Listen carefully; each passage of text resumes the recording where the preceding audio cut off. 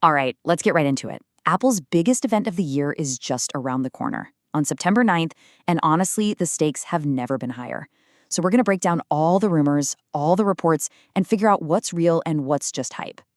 So this is it. This is the official tagline from Apple's invitation. Awe-dropping.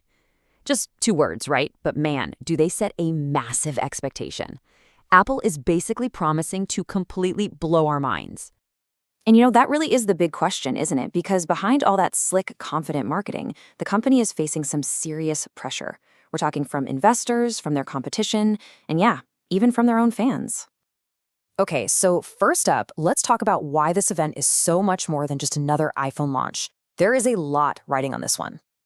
It might sound kind of strange to say about a company as massive as Apple, but they've had a pretty tough year. While the other big tech companies have been absolutely soaring, Apple, well, they've been struggling to keep up. And this chart really tells the story, doesn't it?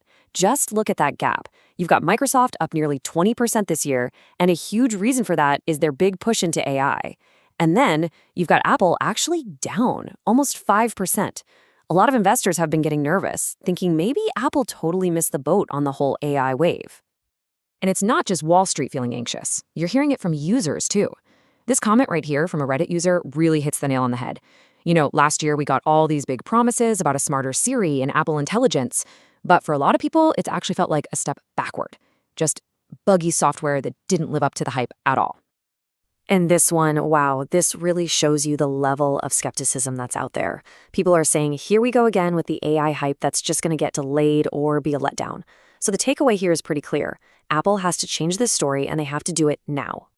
So the big question is, how are they going to do that? Well, the answer seems to be by going back to what they do best, a completely redesigned, revamped iPhone lineup. This year, it looks like the whole strategy is about shaking things up.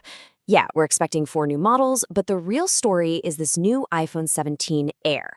It's supposedly replacing the old Plus model, which, let's be honest, wasn't a huge seller. This is a pretty major shift in how Apple is thinking about its lineup, while the Pro models, of course, keep pushing things on the high end. But what's really cool this year is how many of the premium features are apparently trickling down to the entire family of phones. I'm talking ProMotion displays, that super smooth 120 Hz refresh rate on all 4 models. That used to be a Pro-only thing, and it's a huge upgrade for how the phone feels to use every day. Plus, everyone gets a better selfie camera, the new A19 chips, and that next-gen Wi-Fi 7 support.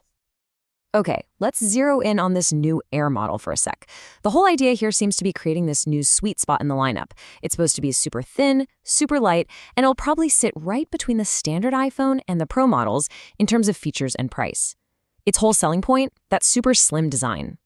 So how thin are we talking? Well, the rumors are pointing to just 5.5 millimeters.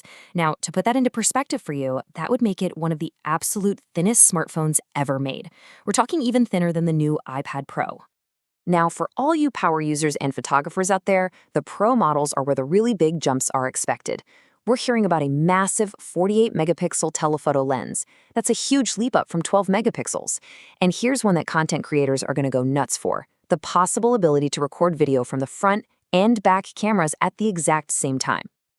But hey, it's not going to be all about the iPhone. Of course not. Apple is also expected to give a refresh to some of its most popular accessories.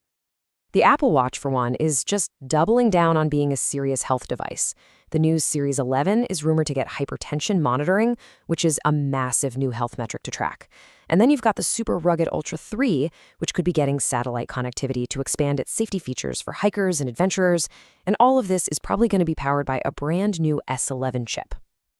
And get this, the AirPods Pro 3 are apparently also in for a major update.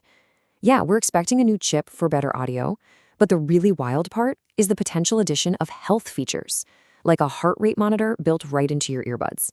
On top of that, we might see a smaller case and some cool new software tricks, like live translation. So you add it all up, new iPhones, new watches, new AirPods, and you have to ask the big question: is any of this going to be enough to win back Wall Street and quiet down all the skeptics? Well, on one side of the argument, you've got the financial analysts, and they are incredibly optimistic. Big names like Goldman Sachs and JP Morgan are predicting that this new lineup, especially that slick new iPhone 17 Air, could convince a massive wave of people to finally upgrade their old phones. They're calling it a potential super cycle. But then you have the other side. This comment from a Mac Rumors forum pretty much sums it up perfectly. Another snooze fest incoming. This captures that feeling from a lot of longtime Apple fans who've just seen small, tiny updates year after year. They're just not convinced this time will be any different. They're ready to be underwhelmed all over again. And this debate actually leads to a very real financial risk for Apple stock. BOA Securities has warned about this classic Wall Street thing called sell the news.